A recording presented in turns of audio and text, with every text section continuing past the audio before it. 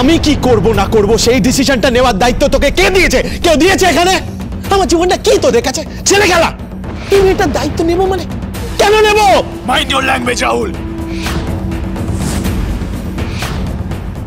তুই ভুলে যাস না, তুই যত মিথ্যে বলবি তোর শাস্তি কিন্তু তত বড় হবে।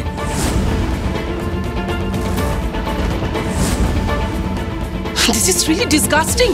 So দাদা ভাই তুই কেন বলতে এইভাবে আমার ব্রোকে থ্রেট করছিস? আর কোথাকার একটা বাইরের উটকো মেয়েকে নিয়ে চলে এলি, জোর করে এখন তার দায়িত্ব আমার বউর উপর চাপিয়ে দিচ্ছিস কেন? আর তোমরা কেউ কিচ্ছু বলবে না? এইভাবে দাঁড়িয়ে দাঁড়িয়ে সবটা দেখবে তোমরা?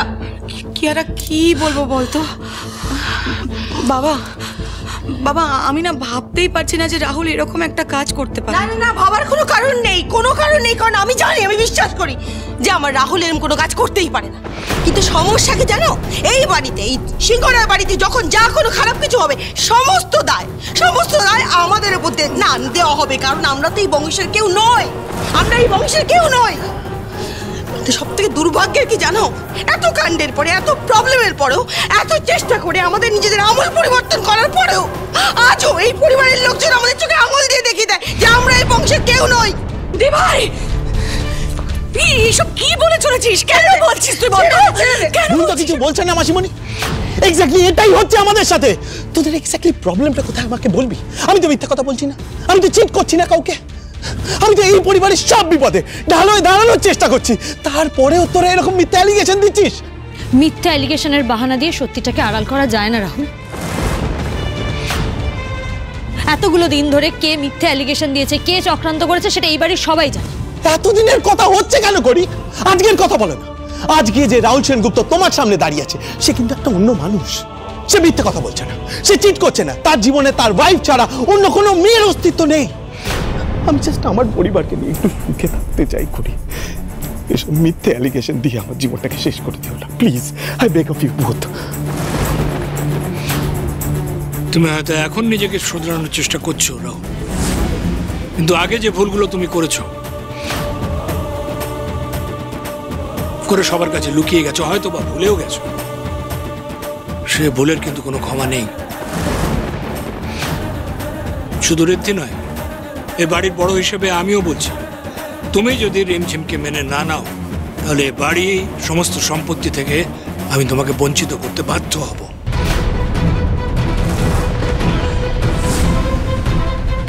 আর এই সিদ্ধান্তে আমি আর ঋদ্ধিমান বাবু দুজনেই দাদুর পাশে আছি। হ্যাঁ, তুমি হয়তো নিজেকে এখন পাল্টে ফেলেছো রাহুল, কিন্তু যে অন্যায় তুমি করেছো তার কোনো ক্ষমা হয় না। শুধু তাই না, তুই যখন জানতে পেরেছিলি রিমা প্রেগনেন্ট, তুই ওকে থ্রেট করেছিলিস। ওই বাচ্চাটাকে তুই মেরে ফেলতে চেয়েছিলি। তোমার কাছে প্রত্যাখ্যান পেয়ে মেয়েটা এতগুলো বছর এত কষ্ট করে কাটালো, তিল তিল করে নিজেকে শেষ করে দিল। আর সেদিন তুমি যদি সেদিন ওকে এইভাবে ফিরিয়ে না দিতে তাহলে রিমা, রিমঝিম বা আমার দিদি কারোর জীবন নষ্ট হতো না। কিন্তু এখন তার কিছু করার নেই। তোমার অন্যায়ের মাসুল আমাদের পরিবারের প্রত্যেকটা মানুষকে গুনতেই হচ্ছে। তাই তুমি যা করেছো তার দায় তোমাকে নিতেই হবে রাহুল। এবার অন্তত তুমি তোমার দায়িত্ব আর এড়াতে পারবে না। রিমঝিমকে ওর প্রাপ্যটুকু তোমাকে দিতেই হবে, ওকে তোমায় স্বীকার করতেই হবে রাহুল। আর না হলে এই বাড়ি ছেড়ে চিরকালের জন্য তোকে বেরিয়ে যেতে হবে।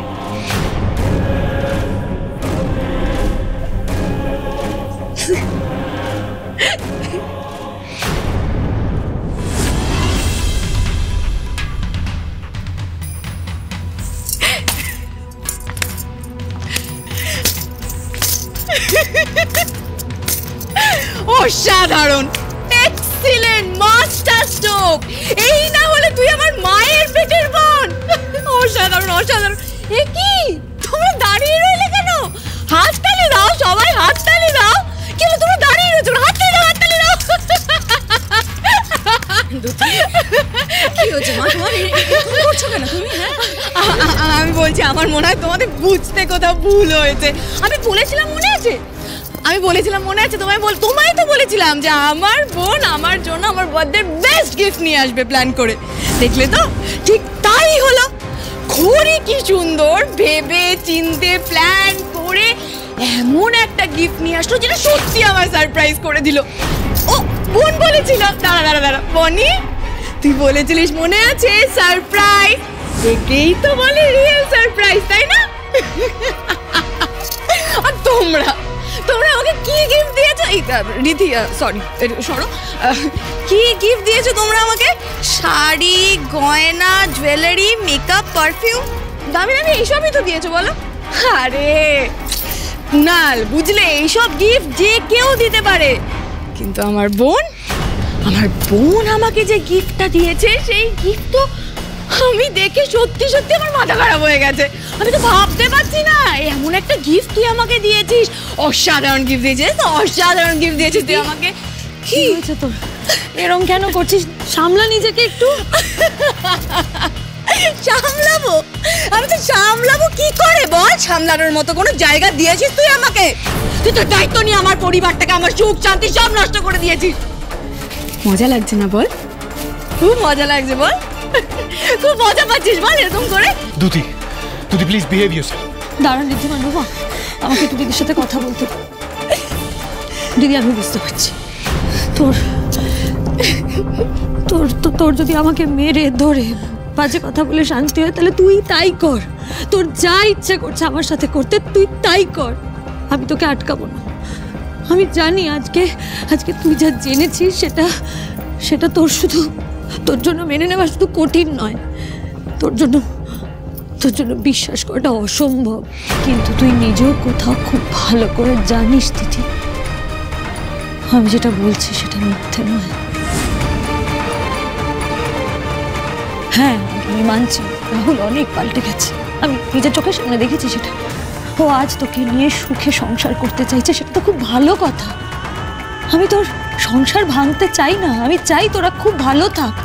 কিন্তু নিজেদের এই এত সুখের মাঝে একটা নিষ্পাপ বাচ্চার কথা ভুলে যাস না।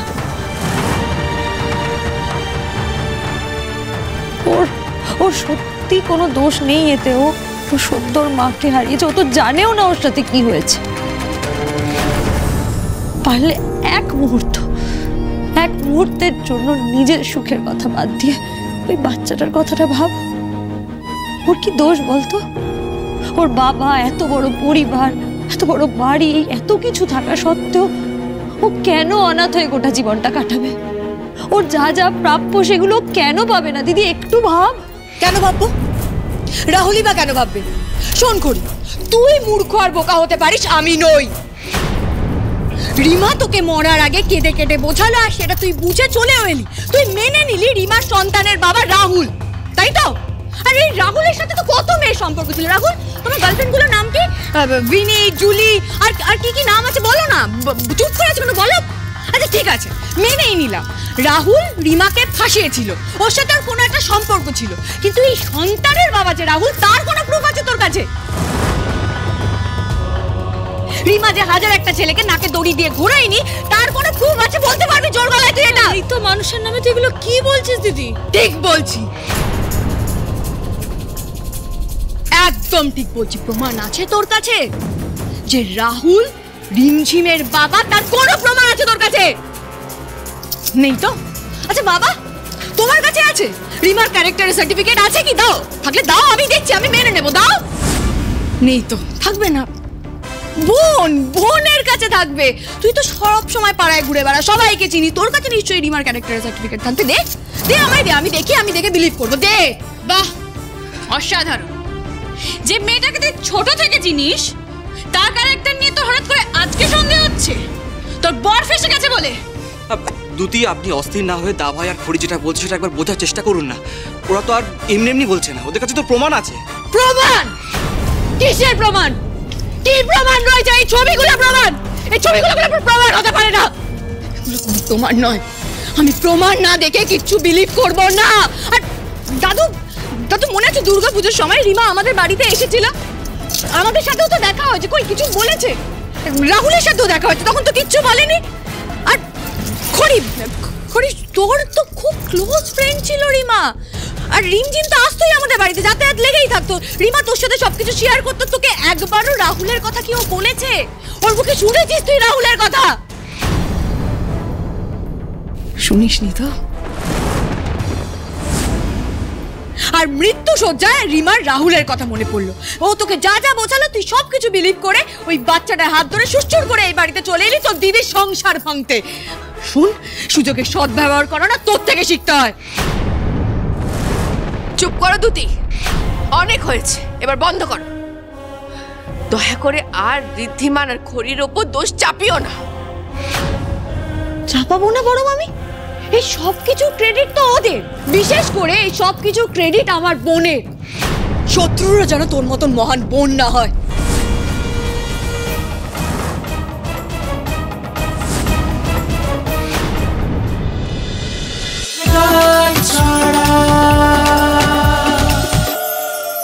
স্টার জলসার প্রিয় শো দেখার জন্য সাবস্ক্রাইব করুন আমাদের ইউটিউব চ্যানেলে এবং আপডেটেড থাকার জন্য প্রেস করুন বেল আইকন।